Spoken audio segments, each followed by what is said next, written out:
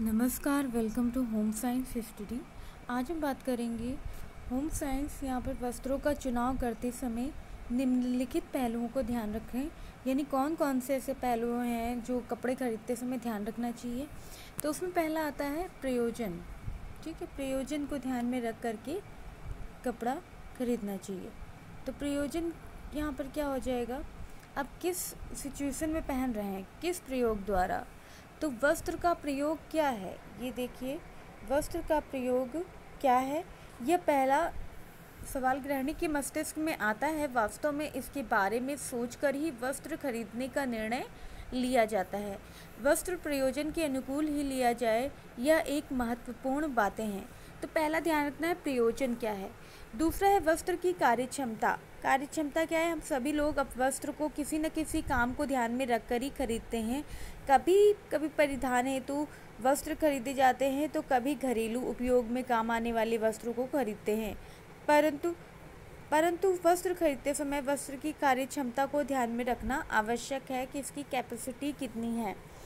टिकाऊपन, next है टिकाऊपन, ये भी ध्यान रखना चाहिए कपड़े खरीदते समय।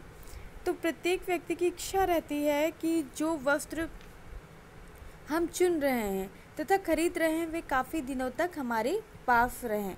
ठीक है, तो ये खरीदते समय ये भी ध्यान रखना चाहिए उसके टिकाऊपन का।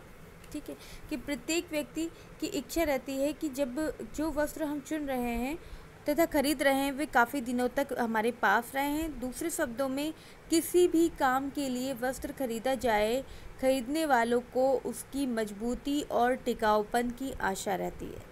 ठीक है, तो यहाँ पर क्या है कि इनकी टिकाऊपन को भी ध्यान में रखा जाए वस्त्र को खरीदते समय कि इसका प्रयोजन क्या है, वस्त्र का प्रयोजन क्या है, वस्त्र का प्रयोग क्या है। नेक्स्ट है वस्त्र की कार्यक्षमता क्या है, टिकाऊपन को ध्यान में रखेंगे। फिर नेक्स्ट है वस्त्र की सुंदरता एवं आकर्षक, कि वस्त्र की सुंदरता क्या है और आकर्षकता को भी ध्यान में रख कर के कपड़े खरीदे जाते हैं। जैसे वस्त्रों में सौंदर्य पक्ष का अत्यधिक महत्व है।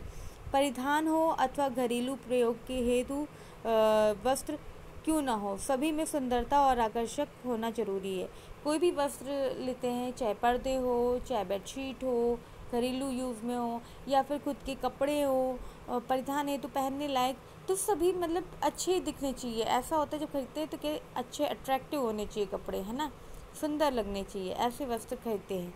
फिर नेक्स्ट है मौसम की अनुकूलता। मौसम को भी ध्यान में रख कर के वस्त्र लेने चाहिए कि गर्मी सर्दी इन सब चीज़ों को ध्यान में रख कर के वस्त्र लेने चाहिए। अब जैसे धूप है तो धूप में किस तरीके के हल्के कपड़े, गर्मी के टाइम हल्के कपड़े लेने होते हैं, कलर हल्का होता है। तो इन सब चीज़ों को ध्यान में रख करके मौसम के अनुकूलता को ध्यान में रख करके वस्त्रों को खरीदा जाता है। वस्त्र का प्रधान कार्य तो शरीर का आवरण है। ठीक है, वस्त्र का प्रधान कार्य तो शरीर का आवरण है, साथ ही वह विभिन्न मौसम से हमारे शरीर को सुरक्षा देती है। वस्त्र का काम गर्मी सर्दी को सुरक्षा करना है, गर्मी सर्दी से सुरक्षा करना है और शरीर के सामान्य तापमान को प्रतिकूल परिस्थितियों में भी बनाए रखना है। अतः मौसम के अनुकूल वस्त्रों का चुनाव करें। ठीक है, और इसी में दिया हुआ है उचित रंगों का जीवन में महत्वपूर्ण स्थान है। यह हमारी मनोकामनाओं को किसी न किसी रूप में प्रभावित करता है। तो कलर कैसा लें उनको भी ध्यान में रखना है।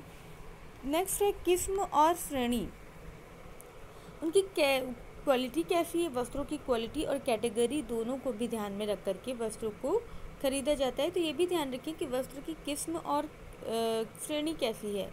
वस्त्रों के मूल उद्गम और रचना संबंधी विभिन्न प्रक्रियाओं की जानकारी प्राप्त होने से वस्त्रों की किस्म और श्रेणी को समझने का अवसर मिलता है।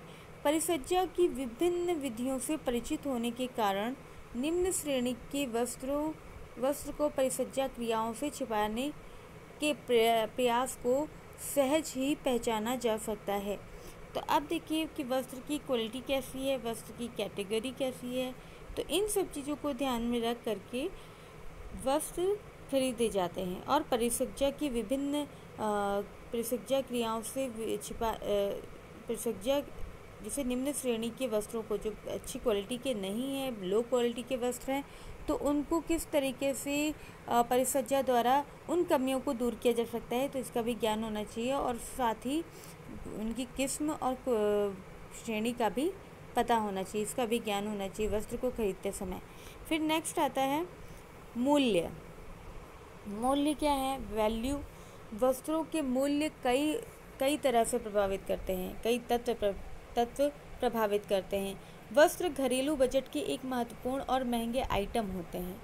गृहिणी को किसी वस्त्र के चयन में उसका कितना मूल्य वह दे सकती है, वह इस बात को सदैव ध्यान रखना चाहिए। ठीक है, तो अपने बजट के अकॉर्डिंग अपने जो कपड़े ले रहे हैं उनकी क्वालिटी को देखते हुए मूल्य को निर्धारित करते हैं। तो ये भी ध्यान रखिए कि ऐसा ना हो कि कपड़े खरीदते समय जाएं और हाई फाई रेट उसने बताया और देकर चले आए, उसकी क्वालिटी को बिना जज किए हुए।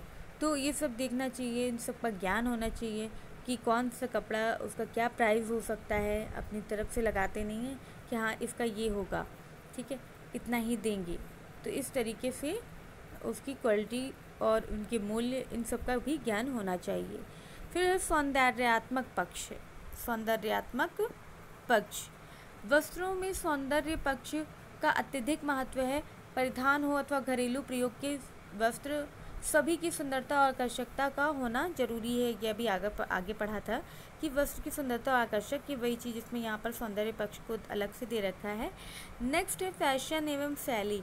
अब इसमें भी ध्यान रखना है कि कौन सा फैशन ट्रेंड में चल रहा है वस्त्रों को लेकर के, है ना। इस तरीके से वस्त्रों को लेते हैं, इन सब का ज्ञान होना चाहिए कि कौन सा फैशन है। हो सकता है वो फैशन आकर के चला गया हो और उसके बाद ले रहे हो वही ओल्ड फैशन, तो उन सबको ध्यान में रखना आवश्यक है वस्त्र को खरीदते समय। तो वस्त्रों का चयन करते समय फैशन का भी ध्यान देना चाहिए, क्योंकि फैशन और शैली में समय समय पर परिवर्तन होता ही रहता है। नेक्स्ट है वस्त्र की धुलाई। पहनने, ओढ़ने, बिछाने एवं प्रयोग करने के पश्चात वस्त्र की सफाई तथा धुलाई करना आवश्यक है। गंदे वस्त्रों का प्रयोग नहीं करना चाहिए जब तक कि वह स्वच्छ ना हो। तो वस्त्रों की धुलाई भी प्रॉपर तरीके से होना चाहिए, सब चीज़ें ध्यान रखना चाहिए। वस्त्रों को खरीदते समय ये ध्यान रखना चाहिए कि वस्त्र की धुलाई अच्छे से हो पाएगी, उनकी केयर अच्छे से हो पाएगी, रख रखाव, ये सब चीज़ें, इन चीज़ों को ध्यान में रखना आवश्यक है। जैसे कि बताया था कि कॉटन का कपड़ा है वो गीली जगह पे नहीं रखना है, सीलन युक्त जगह पे नहीं रखना है, क्योंकि उसमें फफूंदी लगने की आशंका है। तो इन सब चीज़ों को ध्यान रखना चाहिए कि वस्त्र की धुलाई भी उस तरीके से देखना चाहिए कि जो कपड़ा ले रहे हैं क्या उस पर प्रॉपर तरीके से धुलाई हो सकती है, क्षार का ज़्यादा कोई प्रभाव तो नहीं पड़ेगा, है ना। ये केमिकल प्रॉपर्टीज़ की बात कर रहे हैं, तो इन सब चीज़ों को ध्यान में रखना होगा। नेक्स्ट है वस्त्रों की देखरेख एवं संचयन। वस्त्रों की देखरेख, अब जैसे कि यहाँ पर बताया केयर करना, जैसे भी कॉटन की बताई थी कि कॉटन का कपड़ा है, सिलन युक्त जगह पे नहीं रखेंगे, तो इन सब चीज़ों को ध्यान में रखना पड़ता है। गीले कपड़े जैसे पहन के आया है, पसीना है और उसे ऐसे ही फोल्ड करके रख देते हैं, तो ये गलत चीज़ है। तो इन सब की देखरेख भी बहुत ज़रूरी है। वस्त्रों को की उचित एवं नियमित देखरेख से सुरक्षा, इनकी मजबूती, टिकाऊपन, नवीनता एवं कार्यक्षमता में वृद्धि हो पाती है। जब उसकी केयर करते हैं तो उसमें मजबूती, टिकाऊपन, नवीनता, कार्यक्षमता ये बढ़ जाती है।